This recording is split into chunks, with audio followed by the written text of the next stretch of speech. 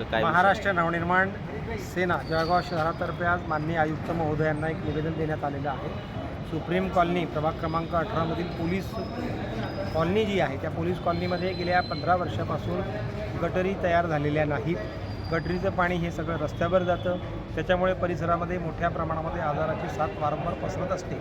गेल्या 15 वर्षापासून तिथले नागरिक सातत्याने प्रयत्न करत आहेत की आमचे जे मूलभूत अधिकार आहे त्याकरता इथे गटरी इथे बनल्या पाहिजे, त्या अजूनपर्यंत बनलेल्या नाही। सन्माननीय आयुक्त साहेबांना आम्ही निवेदन दिल्यानंतर त्यांनी जे संबंधित इंजिनियर आहे त्यांना फोन करून विचारलेलं आहे आणि आता लवकरच मार्च महिन्यापासून भुयारी गटरींचं काम सुरू होणार आहे। त्याच्यामध्ये या योजना आहेत, त्या योजनेमध्ये सुप्रीम कॉलनी परिसरसुद्धा आहे।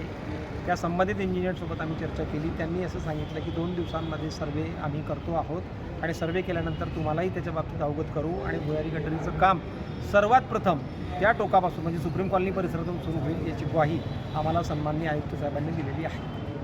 ही पोलीस कॉलनी MIDC वार्ड क्रमांक 18चा रहिवासी। आमच्याकडे इकडे नालीची व्यवस्था लय खराब झालेली आहे। आता तिकडचे आम्ही आयुक्त साहेबाला निवेदन दिला।